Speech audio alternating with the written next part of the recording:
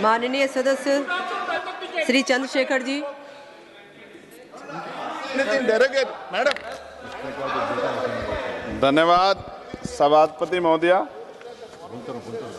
आओ झुककर सलाम करें उनको जिनके हिस्से में मकाम आता है। बहुत खुशनसीब होते हैं वो लोग जिनका लहू देश के काम आता है। मैं सबसे पहले ऑपरेशन सिंदूर में जो हमारे देश की सेना है उसने जो पराक्रम दिखाया, शौर्य दिखाया, उसके लिए उनको सैल्यूट करता हूं, जय भीम करता हूं। और पहलगाम हमले में जो निर्दोष हमारे नागरिक शहीद हुए या अन्य जो लोग उसके बाद सीज फायर के बाद जो शहीद हुए, उन सभी लोगों के लिए प्रार्थना करता हूं कि उनके परिवारों को कुदरत दुख सहने की शक्ति दे। महोदया, मेरे कुछ सवाल हैं सरकार से। क्या सरकार यह स्पष्ट कर सकती है कि आतंकियों को भारत क्षेत्र में प्रवेश और पहलगाम जैसे पर्यटन स्थल पर पहुंचने में किसने मदद की? क्या सुरक्षा एजेंसियों को इस हमले की पहले से कोई खुफिया इनपुट प्राप्त हुए थे? यदि हाँ, तो उन पर क्या कार्रवाई हुई? पहलगाम हमले में शहीद हुए नागरिकों और स्थानीय ड्राइवर माजिद खान के परिजनों को सरकार द्वारा क्या मुआवजा और सहायता दिया गई? क्या सरकार पर्यटकों की सुरक्षा सुनिश्चित करने के लिए विशेष स्टैंडर्ड ऑपरेटिंग प्रोसीजर लागू कर रही है? क्या भारत सरकार ने अंतर्राष्ट्रीय मंचों पर यह मांग रखी है कि जब तक पाकिस्तान आतंकवाद पर कठोर कार्रवाई नहीं करता तब तक उसे किसी प्रकार की आर्थिक सहायता न दी जाए? ऑपरेशन सिंदूर के बाद जब पाकिस्तान ने जवाबी हमले किए और 21 भारतीय नागरिक शहीद हुए, यहां तक कि हमारे गुरुद्वारों को भी निशाना बनाया गया, तब सरकार ने सीज फायर की अनुमति क्यों दी? क्या यह भारत की कूटनीति कमजोर नहीं दर्शाता? सभापति महोदया, मुजफ्फरनगर में हमारे जिला सचिव हैं भाई कामिल, उनके परिवार के 2 बच्चे भी इस हमले में शहीद हुए थे। क्या सरकार ये मानती है कि टीआरएफ द्वारा इस हमले में खासतौर पर हिंदू पर्यटकों को निशाना बनाना भारत में सांप्रदायिक द्वेष को बढ़ावा देने का प्रयास था? यदि हाँ, तो इसे रोकने हेतु सरकार ने क्या रणनीति बनाई? सरकार उस मुस्लिम पोनी ऑपरेटर को क्या सम्मान देगी जिसने अपनी जान देकर तीर्थयात्रियों की रक्षा की? क्या उसे शहीद घोषित किया जाएगा? पाकिस्तान को हाल ही में आईएमएफ द्वारा $2 अरब से अधिक की सहायता राशि दी गई है। क्या भारत ने औपचारिक रूप से आईएमएफ और अन्य वैश्विक संस्थाओं के समक्ष आपत्ति दर्ज कराई है? क्या सरकार ने जांचा है कि आईएमएफ या अन्य विदेशी मदद का कोई हिस्सा आतंकवादी गतिविधियों में उपयोग तो नहीं हो रहा है? क्या सरकार ये स्वीकार करती है कि पहलगाम हमले में खुफिया तंत्र पूरी तरह विफल रहा है? यदि हाँ, तो कौन जिम्मेदार है और उसके विरुद्ध क्या कार्रवाई होगी?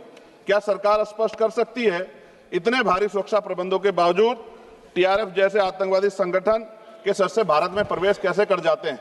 क्या सरकार ये बताएगी पहलगाम जैसे संवेदनशील क्षेत्र में सुरक्षा समीक्षा अंतिम बार कब की गई थी और उसमें क्या कमियां चिन्हित की गई थी? प्रधानमंत्री जी ने इस हमले के बाद पहलगाम का दौरा क्यों नहीं किया जबकि देश भर में भावनात्मक उबाल था? क्या सरकार ने शहीद हुए नागरिकों के परिजनों को आर्थिक मदद व स्थायी सहायता प्रदान की? यदि हाँ, तो उसका विवरण सदन में प्रस्तुत करें। महोदया, सरकार के लोग सेना के सम्मान की बात करते हैं। इस घटना के बाद सेना के जवान अमरनाथ यात्रा की ड्यूटी पर जा रहे थे, ऐसी रेल दी गई उनको जिसकी हालत बड़ी खराब थी। सेना के जवानों ने मना कर दिया कि हम इस रेल में नहीं बैठेंगे। 4 दिन बाद बदलनी पड़ी। और सरकार के नेताओं की भाषा देखिए, कर्नल सोफिया कुरैशी के बारे में किस तरह के शब्द यूज किए गए, इन पे भी हमें चिंता करनी चाहिए।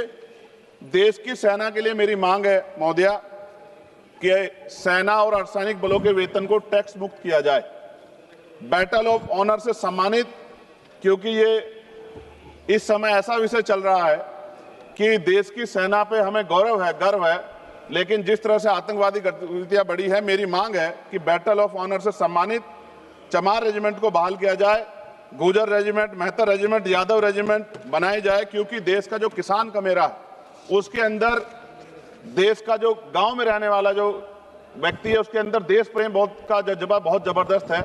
अगर इनको मौका मिलेगा तो शायद पाकिस्तान छोड़िए, चाइना की हिम्मत भी नहीं होगी कि हमारे देश की तरफ आंख उठा के देख ले। महोदया, बाबा साहब अंबेडकर कहते थे हम प्रथम और अंत्य भारतीय हैं।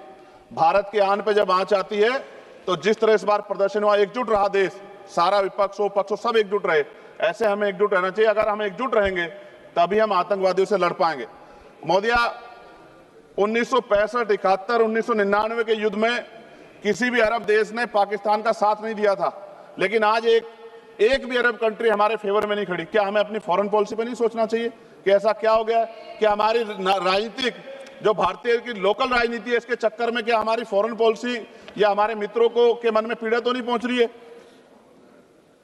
पाकिस्तान ने कहा और आपने मान लिया, और आपने सीज फायर का आज रक्षा मंत्री जी को मैंने सुना, उन्होंने कहा भाई, उन्होंने कहा कि महाराज हाथ जोड़ते हैं, छोड़ो।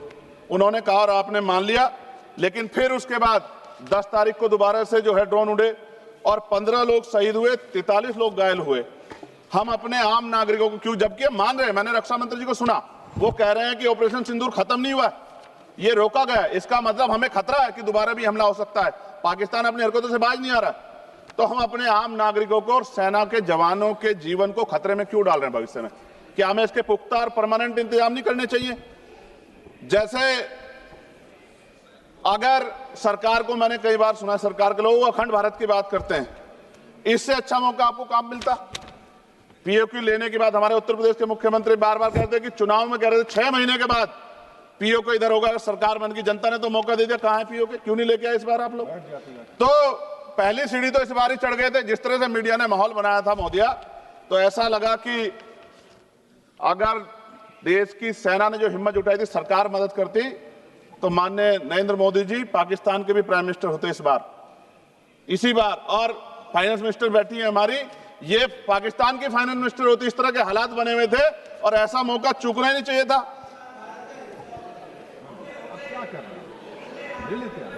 ले लेते, इससे अच्छा मौका कैसे मिलता? पूरा देश एकजुट था। मोदी, मैं खत्म करूंगा, पूरा देश एकजुट था, इससे अच्छा मौका कहां था? लेकिन अब अमेरिका में बैठ के कोई देश के फैसले कर ले तो देश की गरिमा पे, संप्रभुता पे बहुत बड़ा हमला है। इसको हमें समझना चाहिए, हमें समझना चाहिए किसी की हैसियत नहीं है। भारत दुनिया में इकलौता ऐसा देश है जिसका कोई मुकाबला नहीं कर सकता है। यहाँ का 140 करोड़ देशवासी एकजुट खड़ा है और सबको जवाब दे सकता है। मोदी, आज खत्म करते हुए कहूंगा, अमरनाथ की यात्रा आ रही है अगस्त के फर्स्ट वीक में, चल भी रही है, नहीं चल रही। अनुराग भाई, आपको बोलने का मौका नहीं दिया, आप ये नाराजगी मेरे ऊपर मत उतारो। आप लड़ो ना उनसे, आप लड़ो चेयर से, मुझे काहे को करना। खत्म हो रही है अमरनाथ की यात्रा, खत्म होने वाले, सुरक्षा के पुख्ता इंतजाम होने चाहिए और दोबारा ऐसी कोई घटना ना हो। लेकिन अंत में महोदय, मैं कहूंगा, आम लोगों की जान भी गई, क्या सरकार ने उन परिवारों को मुआवजा दिया है? क्या उनके जीवन का कोई मूल्य नहीं? जिन्होंने अपने परिवार खोए, जिन्होंने अपना घर का बेटा, पति, घर का कमाने वाला खो दिया, उनका भी तो अधिकार बैठता है। सरकार ने क्या मुआवजा दिया, इस बात की जानकारी भी सरकार को पटल पर रखनी चाहिए, सामने रखनी चाहिए। और अंत में मैं धन्यवाद दूंगा भारतीय सेना को और भारत का जो प्यार है कि पाकिस्तान और आतंकवादियों के भरसक प्रयास था कि यहां सांप्रदायिकता का माहौल बन जाए, लेकिन देशवासियों ने समझदारी दिखाई। और कश्मीरियों को भी मैं बहुत धन्यवाद देता हूं कि उन्होंने कोशिश की कि किसी भी तरह से कश्मीर के ऊपर जो ये इतना बड़ा इल्जाम लगा है, ये इल्जाम में कश्मीरी शामिल ना हो और ऐसे आतंकवादियों पर सख्त कार्रवाई। पता लगा है कि महादेव, ऑपरेशन महादेव हुआ है और यही पता लगा कि वो तीनों आतंकवादी मारे गए हैं। लेकिन मैंने अखबार में ये भी पढ़ा था कि वो जो मुख्य आरोपी था कुछ दिन पहले पाकिस्तान में था। कोई पिकनिक चल रही है कि उधर भी चले जाते, इधर भी आ जाते? क्या है बॉर्डर पे ऐसा? ये बताना चाहिए ना देश को। मैं आपका धन्यवाद करूंगा और भारत की महान सेना को मैं बधाई देता हूं, उनके लिए मंगल कामना करता हूं। जय भीम, जय भारत। महोदय, धन्यवाद।